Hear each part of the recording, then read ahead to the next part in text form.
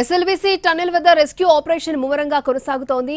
0 point వద్ద TBM machine ను plasma కట్టర్తో ముక్కలుగా కత్తిరిస్తున్నారు. టన్నెల్లోని స్టీల్ మట్టిని హిటాచీ యంత్రంతో తొలగిస్తున్నారు. మట్టిలో కార్మికుల ఆనవాల కోసం రాడార్స్ తో సెర్చ్ చేస్తున్నారు. ఇదే అంశంపై మరింత సమాచారాన్ని మా ప్రతినిధి పాషా అందిస్తారు. చిక్కుకున్న 8 మంది కార్మికుల ఆచూకీ కోసం రెస్క్యూ ఆపరేషన్ ముమ్మరంగా కొనసాగుతుంది. మనం ప్రస్తుతం ఎస్ఎల్బీసీ టన్నెల్ వద్ద ఉన్నాము. ఎస్ఎల్బీసీ టన్నెల్లోకి ఉదయం 6 గంటల ప్రాంతంలో వెళ్లినటువంటి లోకో ట్రైన్ బయటికి వస్తుంది. ఈ బయటికి వస్తున్నటువంటి దృశ్యాలను మనం స్పష్టంగా చూడవచ్చు. అయితే ఉదయం 6 గంటల ప్రాంతంలో 57 మంది సభ్యుల బృందము లోకో ట్రైన్ లో టన్నెల్లోని 13 కిలోమీటర్ల 900 మీటర్ల వద్దకు చేరుకోగలిగింది. అక్కడ అడ్డుగా ఉన్నటువంటి టీఎంబీ మిషన్ కట్ చేస్తున్నటువంటి పరిస్థితి ఉంది. ఆ టీఎంబీ మిషన్ తో పాటు సిల్ట్ కి సంబంధించినటువంటి వేస్టేజ్ అంతా కూడా ఇందులో తీసుకొస్తున్నారు. మనం చూడొచ్చు స్పష్టంగా విజువల్స్ లో. లోపల ఉన్నటువంటి సిల్ట్ బురదని కూడా ఇందులో నింపుకొని బయటికి తీసుకొస్తున్నటువంటి విజువల్స్ మనం ఎక్స్క్లూజివ్ గా ఎన్టీవీ స్క్రీన్ పైన చూడవచ్చు.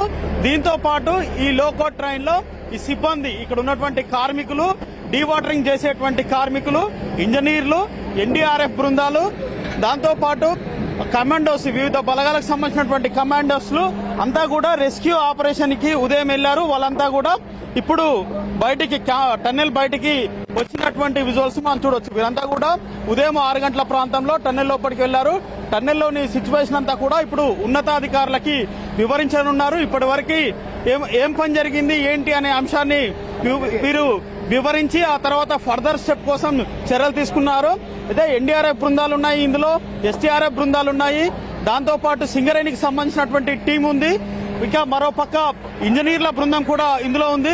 వీరంతా కూడా ఏంటి బ్రదర్ ఎట్లా ఉంది లోపల కొంచెం రిస్క్ ఉండదు. టీఎంబీ మిషన్ కటింగ్ అయిపోయిందండి? కటింగ్ అవుతుంది. టీఎంబీ మిషన్ కట్ చేసే ప్రాసెస్ కొనసాగుతుంది. సిల్ట్ తొలగింపు, డీవాటరింగ్ ప్రాసెస్ కొనసాగుతుంది. 0 పాయింట్ వద్దకి వెళ్ళగలిగామని చెప్పేసి వాళ్ళు చెప్తున్నారు. ఎమ్మెల్యే ఉన్నారు మనతో.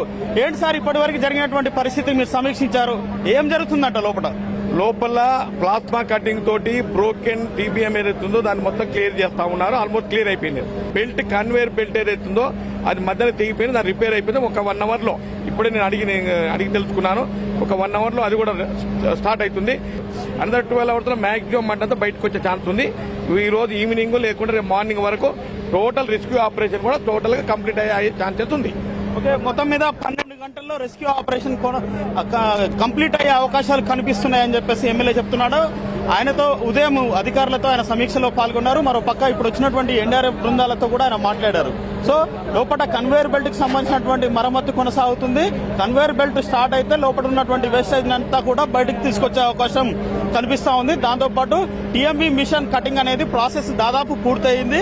దానికి సంబంధించినటువంటి వ్యర్థాలను కూడా బయటకు తీసుకొస్తున్నారు. మరోపక్క లోపల ఉన్నటువంటి సిల్టు, బురదని తీసే ప్రక్రియ కొనసాగుతుంది.